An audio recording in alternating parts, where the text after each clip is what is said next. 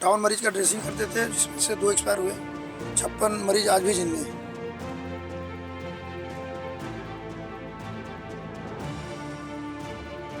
कोई भगवान की दृष्टि से देखता है, कोई गुरु के, कोई बीएचयू के सेवादार की दृष्टि से देखता है। जो आप कर्म प्रार्थना इच्छा करेंगे वो प्रारब्ध बनेगा। मनन चिंतन जो करेंगे वही आवरा शरीर में आएगा।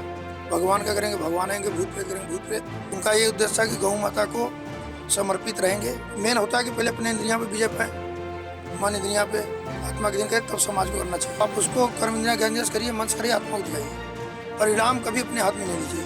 जैसे हमारे पास जब रहेगा तभी तो बढ़ेंगे, हमारे खुद ही नहीं है, भीख मांग रहे तो दूसरे को क्या देंगे। जो IAS बनना है पढ़ेंगे तब ना IAS होंगे, भजन मनन करेंगे तब होंगे। आत्मा है तो न्यूट्रिशन चाहिए, इलेक्ट्रोलाइट चाहिए, तो उसके लिए हम बोले ना वही रहन सहन खान पीन संगत। हम जहाँ दारू पियेंगे तो दारू का ही नशा होगा। देखिए, दिव्य कुंभ है और महाकुंभ है। ये महाकुंभ जिसके अंदर साधु संत बड़ी दूर दूर से आते हैं। और भैया इतना बड़ा कुंभ महाकुंभ है कि इसके अंदर साधु संत अपने अपने तरीके से जप और अपनी अपनी साधना करते हैं। अभी फ़िलहाल हमारी मुलाकात थार वाले बाबा से हुई है। जी हाँ, थार वाले बाबा इसी थार के अंदर रहते हैं, इसी थार के अंदर अपना जप करते हैं और इसी थार के अंदर वो घूमते हैं जहाँ भी जाते हैं। और महाकुंभ के अंदर भी वो इसी थार में आए हैं और इसी थार में अपना जप और यहाँ पे साधना कर रहे हैं। तो ऐसे ही थार वाले बाबा से हमारी मुलाकात हुई। आइए उनसे जानते हैं कि उन्होंने थार के अंदर जो जप है तप है वो कब शुरू की है साधना, और क्या है उन्होंने मतलब कब से ये सब कुछ शुरू किया और क्या कुछ खास है। आइए जानते हैं। हर हर महादेव महाराज जी। और महादेव महाराज जी, एक बार अपना पहले शुभ नाम बता दीजिए। हमारे आश्रम जो है स्वामी वितरागानंद कुटिया रमना गौसेवा आश्रम, उसकी स्थापना सन 1924 में ये हमारे स्वामी जी हैं, तो स्वामी वितरागानंद सरस्वती नंगा बाबा जी किए। उनके उत्तराधिकारी चला आप हुए स्वामी परमानंद सरस्वती सोमारू बाबा जी, और उन्होंने ये हमको संन्यास ग्रहण करा यहाँ पे 22 मार्च 2010 में। हमारा नाम था रमेश कुमार यादव से स्वामी रमेशानंद सरस्वती किए, मुंडन कराएं, नगोटी पहनाएं।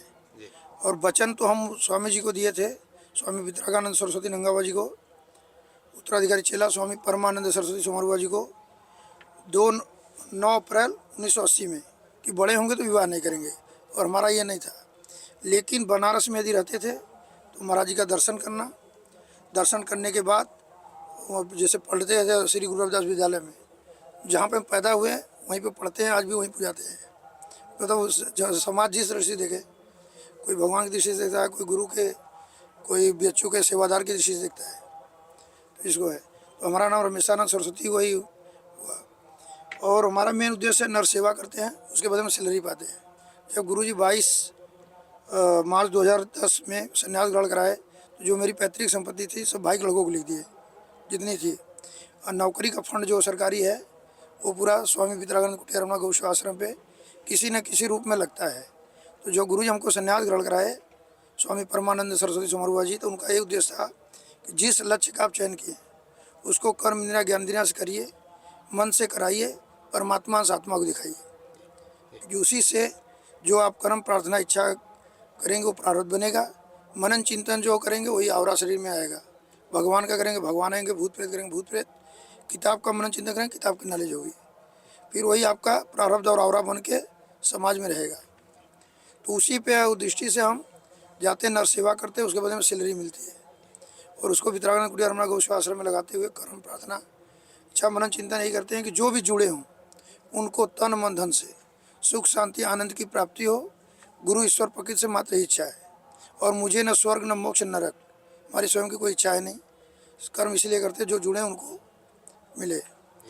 और वही है, तब से अभी कर रहे हैं। जून 1999 से सरकारी नौकरी में है। सरकारी नौकरी में है आप? सरकारी कौन सी सरकारी नौकरी महाराज जी? बनारस हिंदू यूनिवर्सिटी में सर सुंदरलाल हॉस्पिटल है, उसी में ड्रेसर के पद पे सेवादान है जी।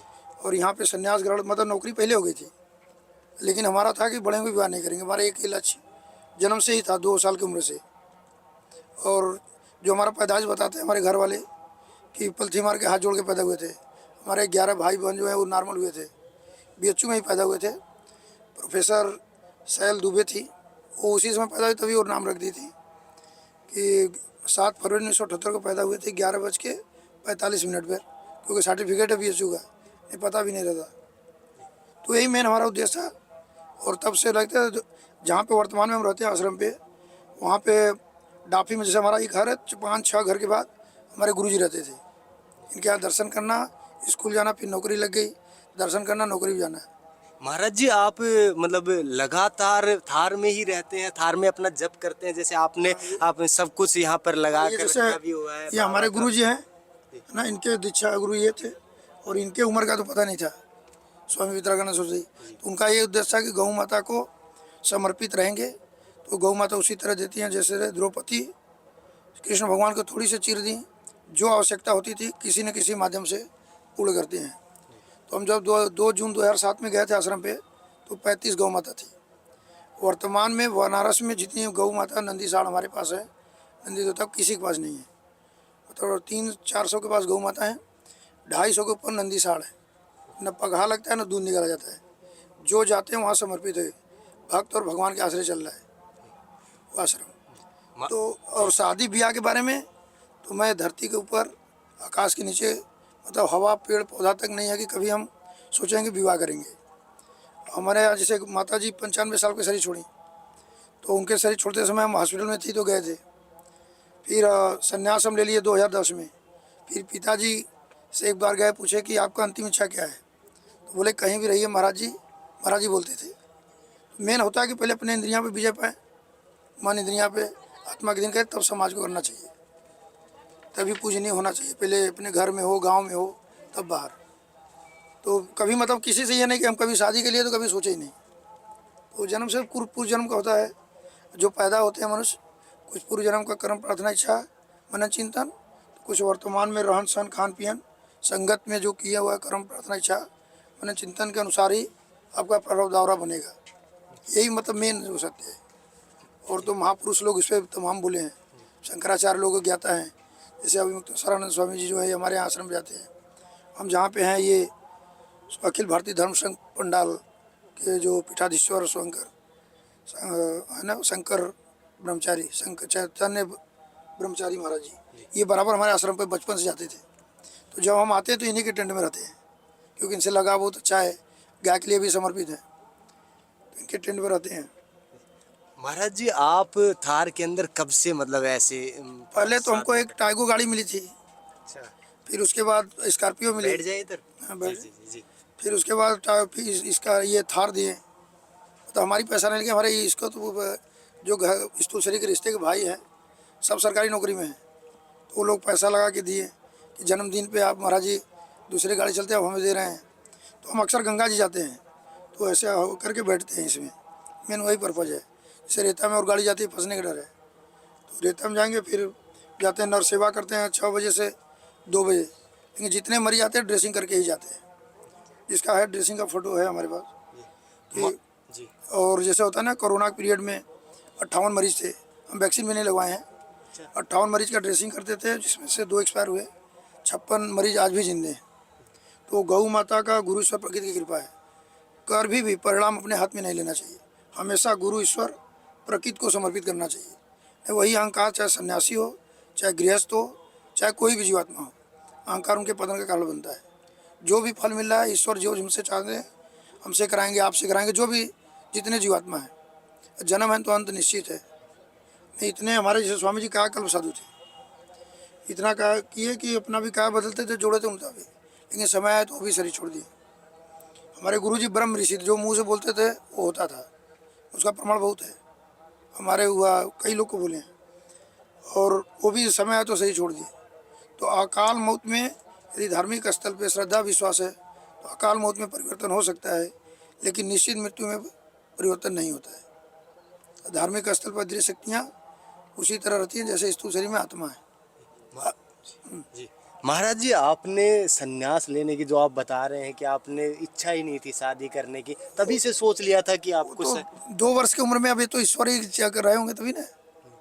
उसमें था ना, हमारे घर पे महाराज जी गए थे, हमारी माता जी 1973 में गुरुमुख हो गई। हमारे घर में पहले लहसुन आज भी नहीं बन रहा है। और महाराज जी गए तो इनसे हम बोले कि महाराज जी हम बड़े को तो विवाह नहीं करेंगे। अब उसमें छोटे 2 साल की उम्र के क्या है, तो पूर्व जन्म का रहता है। जैसे राम भगवान को सुबह राजा बनना था तो वनगमन हो गया, तो पूर्व जन्म का ही कर्म है। एक हमारे गुरुजी जब सन्यास लिए थे लिख के दिए, श्री हरिओम श्री हरिशरणम स्वयं महेश ससुर नगेश सखा धनेश तनयो गणेश तथापि भिक्षा तन्मेव शंभु वलसी केवलम ईश्वर इच्छा। साक्षात शंकर भगवान सनातन धर्म में ब्रह्मा विष्णु महेश के आगे किसी का नाम नहीं है, नहीं है। साक्षात शंकर भगवान, पर्वत से ससुर, कुबेर जैसा धनी उनका मित्र, गणों का स्वामी गणेश उनके पुत्र, उसके बाद भी भिक्षाटन के लिए भटकना पड़ता है। तो इस संसार में सबसे बलवान जी को ये तो ईश्वर इच्छा। सोने का महल पार्वती जी माता जी के लिए बनवाए लेकिन नहीं बचा पाए। वो तो खुद बनवाए थे पार्वती जी के लिए, न कि रावण के लिए न। और जबकि वो सब कुछ से संपन्न थे, तीर्थदेव थे, और भस्मासुर को आशीर्वाद देते हैं और उन्हीं को अशांति कारण बनता है। तो वो तो आशीर्वाद दिए थे तो रोक लेना चाहिए, लेकिन विष्णु भगवान के सहारा लिए। तो इसलिए कोई भी जीवात्मा है, यदि ईश्वर जब जिससे जो चाहेंगे कराएंगे, आपको ईश्वर मतलब प्रार्थना उन्हीं के आप कर्म सकते हैं, प्रार्थना इच्छा कर सकते हैं, मनन चिंतन कर सकते हैं, परिणाम ईश्वर ही देते हैं। महाराज जी आप महाकुंभ में कब आए थे, मतलब यहाँ पर? पहले बार तो 2019 में आए थे, तो भी ये महाराज जी जो शंकर महाराज जी हैं इन्हीं के टेंट में थे। और फिर 2025 में आए पूर्ण महाकुंभ। 2025 में कब आए थे, मतलब किस 11 तारीख को है। अच्छा 11 हाँ, और 3 बसंत पंचमी तक रहेंगे, फिर चले जाएंगे। तो रमना में एक गंगा जी किनारे, जहाँ हमारे गुरुजी गंगा जी में जहाँ से उत्तर को घूमी है, रमना टिकरी में, वहीं पे डुबकी लगाते थे। तो वहाँ एक बनवाए हैं मकान, तिरंगे में बन रहा है अभी, तो उसमें रहेंगे हम 3 तारीख से लेकर के 19 तारीख तक।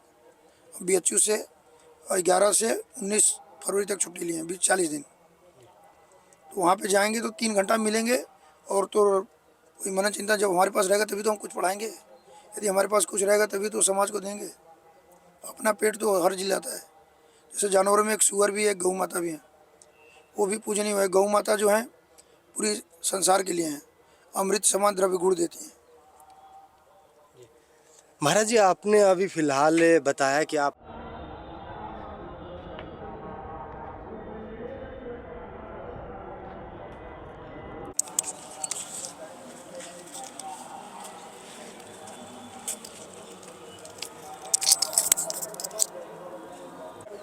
है, hello hello hello hello hello. मैं तो दर्शन जरूर करते थे गुरु जी का। फिर उसके बाद नौकरी लग गई, तो नौकरी में भी जाने से पहले दर्शन करना, फिर ड्यूटी के बाद आना, फिर महाराज जी के जाते थे। तो हमारी मेन है कि जो जुड़े हों महाराज जी, हमारी कोई इच्छा नहीं है। तो हमको संन्यास ग्रहण कराए हैं, तो हमारी जो संन्यास की रक्षा करता है गुरु जी ने बड़ी दिए हैं कि रामायण के हनुमान जी, महाभारत के भीष्म, बचनों में कमल के फूल, आम का पेड़ और कमल के फूल के समान ही धरती पर तू आयल हुआ। तो वही वचन हमारी रक्षा करती है।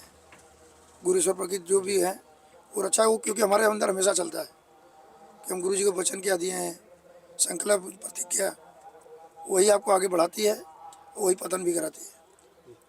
महाराज जी आप जैसे बता रहे हो तो एक समय, मतलब एक होता है कि एक तो आप कह रहे हो कि सरकारी नौकरी और पैसा भी अच्छा खासा होने के बावजूद भी आपने इस तरह से मतलब संत साधु वाली अवस्था में आना, मतलब कितना अलग होता है एक मतलब समाज, मतलब ऐसे अलग रहना, मतलब एक तो पैसों के साथ और फिर एक साधु संत जिसको इच्छा सिर्फ ज्ञान की होती है। नहीं तो होता है ना, जो ईश्वर बता नहीं, ईश्वर जो चाहेंगे वो कराएंगे। हमारी जो जैसे सैलरी मिलती है 2010 के बाद हम सैलरी भी नहीं निकाले, हम उससे 10,000 5,000 जो निकालते हैं, ये स्वामी धर्मानंद सरस्वती जी हैं, आप रविंद्रानंद सरस्वती जी हैं, वो ट्रस्ट के कोषाध्यक्ष जी हैं। तो ये लोग पैसा निकालते हैं, 10,000 5,000 अपने सैलरी से ले लेते हैं।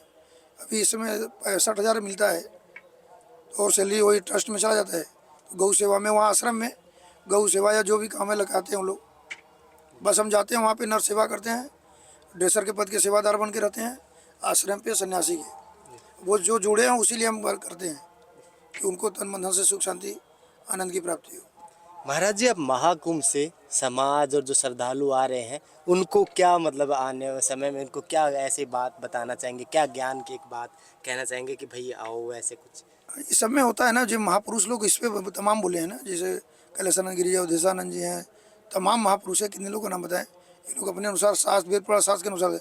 संन्यास में होता है कि गुरु कब पढ़ाएं तो खा नहीं पढ़ना है, कि हम गुरु के अनुसार चलना है कि वेद पुराण शास्त्र के अनुसार चलना है। तो हमको गुरु जी 2 लाइन जो लिख के दिए, स्वयं मैं ससुर, बोले पूरा वेद पुराण शास्त्र इसी में है, बस उसको कर्म इंद्रियां ज्ञान यश करिए। जैसे आप पढ़ाई में हैं तो आप उसको कर्म इंद्रियां ज्ञान यश करिए, मन से करिए, आत्मा को दिखाइए। परिणाम कभी अपने हाथ में नहीं लीजिए। परिणाम अपने हाथ में लेंगे अशांति के कारण बनेगा। ये चाहे कोई भी हो, चाहे सन्यासी हो चाहे सांसारिक हो। तो हम महाकुंभ में आए क्यों आए? होता है ना, क्यों? हम तो क्या ज़रूरत है, वहाँ जाते मलहम पट्टी करते हैं। तो हम यदि हमारे पास कुछ रहेगा तभी समाज को देंगे ना। जैसे कभी शरीर है, कभी नेक्रोटाइटिस हो जाती है और डायबिटिक फूड हो जाता है, अल्सर बन जाता है, तो वो शरीर इतना अच्छा रहता है लेकिन बदबू मारने लगता है।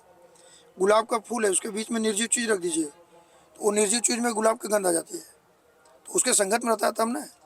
तो सन्यासी, आध्यात्मिक, धार्मिक स्थल के अदृश्य शक्तियाँ के बीच में हम रहेंगे, कर्म प्रार्थना इच्छा करेंगे, मनन चिंतन करेंगे, तब वो और आएगा, तब समाज में हम बांट सकते हैं ना। जैसे हमारे पास जब रहेगा तभी तो बांटेंगे। हमारे खुद ही नहीं है, भीख मांग रहे तो दूसरे को क्या देंगे? अब पूरा ईश्वर पे छोड़ना चाहिए, मेन सबसे ये। आप बस कर्म करिए, प्रार्थना करिए, इच्छा करिए, मनन चिंतन से IAS बनना है, पढ़ेंगे तब ना IAS होंगे, कि भजन मनन करेंगे तब होंगे। नहीं तो रियल हमेशा तार्किक काल्पनिक बात पे हम थोड़ा कम विश्वास करते हैं। विज्ञान और अध्यात्म दोनों को हम ले चलते हैं। इसमें कई लोग बाबा लोग से भी हम बोलते हैं कि वही हम जैसे ब्रह्मचर्य का पालन करें तब आपको उपदेश दें। हमको स्वप्न दोष हुआ था 45 साल की उम्र में, तो हो गया था। फिर प्रोफेसर के खन्ना सर थे, फिर कलर डॉपलर हुआ, टेस्टिंग जमा था, उसमें तमाम ऐसी चीज़ें हुई कि जो बहुत ही अशांति का कारण बना था। 45 साल के बाद हुआ था। और हम 2005 से 2017 तक नमक अन्न सब छोड़ दिए थे। गुरु जी का था कि जब जिह्वा पर कंट्रोल करेंगे तभी शरीर के मन इंद्रियां कंट्रोल होगा। मतलब इंद्रिया कंट्रोल करने के लिए जो जिह्वा, यदि आप जिह्वा कंट्रोल करेंगे हर चीज़ कर लेंगे। अच्छा मतलब और जब जिह्वा नहीं कंट्रोल तो क्या, आप एक जीव के नहीं कर पा रहे हैं तो मन इंद्रियां कहाँ कर सकते हैं? आपने जैसे बताया कि कामना वगैरह को भी जब कंट्रोल। आपको इच्छा कर रहे हैं तो स्वप्न दोष होगा। आप अगर जैसे सूर्य डूबने से पहले गरिष्ठ भोजन न लें, है ना, इच्छा नहीं होगी तो स्वप्न दोष गारंटी नहीं होगी, जो हमारा पुराना अनुभव बता रहे हैं। 45 साल, अब तो कितना हो गया अब। तो जैसे गुरु जी को जब अपने पिताजी एक्सपायर हुए थे 2022 में, 105 साल होकर के, तो गए तो उनको अग्नि दिए। तो फिर पिंडदान अपना भी हम दे चुके हैं, अपना खुद का अपना। तो पहले गुरु जी को गए पिशाच मोचन, फिर गया गए, फिर बद्रीनाथ गए। तो पूरा गुरु अपने परिवार का, फिर गुरु लोग का तर्पण के, फिर स्वयं का पिंडदान दे चुके हैं। महाराज जी साधु संत भी जैसे नागाओं का तो मैंने सुना है कि नागा बाबा पिंडदान कर देते हैं समय से पिंडदान जैसे कर लिए तो आपको कोई घर से रिश्ता नहीं रखना होता है। हम तो सब चीज़ के बीच में है, कि उसी पे तो कमल फूल की गुरु जी जो बोलते थे कि सब चीज़ के बीच में है लेकिन घर से कोई रिश्ता नहीं है। जैसे हम आपके घर जाएंगे उसी तरह अपने घर भी शादी ब्याह है, बुलाते हैं जाते हैं, ये नहीं कि नहीं जाते हैं। शादी ब्याह, पूजा पाठ, भूमि पूजन बुलाते हैं जाते हैं। जैसे आपके जाएंगे वैसे उनके यहाँ जाएंगे, क्योंकि पैतृक संपत्ति उनको दे दिए। और जो हमारी नौकरी का फंड गौ सेवा में वो लोग भी देते हैं। सारे लोग नौकरी है, सरकारी नौकरी में है ना। जी। तो इसमें यही है कि जो कर्म प्रार्थना इच्छा मनन चिंतन परिणाम गुरु ईश्वर प्रकृति को समर्पित करना है। जी तो धन्यवाद। वास्तविक चीज़ हमेशा जो है तार्किक काल में थोड़ा कम विश्वास करना चाहिए। हमेशा वास्तविक बात होना चाहिए कि हम ये कर रहे हैं। अब जैसे घाव कोई है तो उससे सेंसिटिव कराएंगे, तो जो चीज़ दवा से सेंसिटिव है वही असर करेगा। रजिस्टेंस है तो उसको आप देंगे तो कुछ होगा। तो कहीं ना कहीं तार्किक काल्पनिक बातें हैं। जी। तो इसी तरह साधना में है, ध्यान में है, मनन चिंतन, कोई सांख्य योग, कोई कर्म योग, कोई हठ योग। पढ़ाई में कोई विज्ञान पढ़ रहा है, कोई साइंस पढ़ रहा है, कोई आर्ट साइंस पढ़ रहा है, कोई इंजीनियरिंग पढ़ रहा है, कोई जज हो जा रहा है, कोई विद्यार्थी से पहले तो सब एक ही रहते हैं, लेकिन पढ़ करके कोई क्या हो जाता है, कोई क्या बन जाता है, कोई चोर बनता है, कोई गुंडा बनता है। क्यों बनता है? वही कर्म करता है ना। तो इसी तरह संन्यास में भी है, उसी तरह गृहस्थ में भी है, संन्यास में भी है। आप जिस रास्ते से ईश्वर के पास पहुँच जान जाए। धन्यवाद महाराज जी। हर हर महादेव जी। महाराज जी ने बताया कि जैसे कि कर्मों के बारे में भी बताया और उसके साथ में ये भी बताया आध्यात्मिक और जो यहाँ पे धार्मिक है उसके साथ में। जी। आत्मा रूप में रहती हैं जी। धार्मिक स्थल जितने भी हैं, और दृश्य शक्तियाँ उसी तरह रहती है जिस तरह से इस शरीर में आत्मा है। हमारे पास आत्मा है तभी हम आपसे बात कर रहे हैं ना। अभी आत्मा निकल जाए, अब कोई आत्मा देखने, अरे आत्मा क्या, जो हम देख रहे हैं उसको तो अपने आत्मा के अधीन कर लें कि ऐसा चीज़ हमारे शरीर में है जो हमारे शरीर को चला रहा है। अभी निकल जाए तो हम आपसे बात करेंगे, ना हाथ चलेगा ना कुछ चलेगा, कर नहीं चलेगा, नहीं बिल्कुल नहीं एकदम रियल जो सत्य चीज़। तो उसी तरह धार्मिक स्थल पर दृश्य शक्तियाँ हैं, और वहाँ के गुरु जैसा कर्म करेंगे तो उसी तरह वहाँ को अवरा रहता है, प्रारब्ध रहता है। वही अदृश्य शक्तियाँ चलाती हैं। जिस तरह से हमारे शरीर को आत्मा चला रही है, आत्मा है तो उसके लिए न्यूट्रिशन चाहिए, इलेक्ट्रोलाइट चाहिए, है ना, और उसके बाद श्वास चाहिए। शरीर का महत्व परमात्मा से आत्मा से, न कि मन इंद्रियाँ श्वासा से। आत्मा है तो न्यूट्रिशन चाहिए, इलेक्ट्रोलाइट चाहिए, तो उसके लिए हम बोले ना वही रहन सहन खान पीन संगत। हम जहर दारू पियेंगे तो दारू का ही नशा होगा, भगवान को पियेंगे तो भगवान का नशा रहेगा। तो जो हम रहेगा वही रहता है। जी, तो महाराज जी ने ये अभी फिलहाल दोबारा से बता दें कि जैसा जैसा कर्म होगा वैसा ही आपका आगे चिंतन होगा और उसके बाद पूरा होगा जो होगा, जो कर्मों के ऊपर सब कुछ निर्धारित होता है।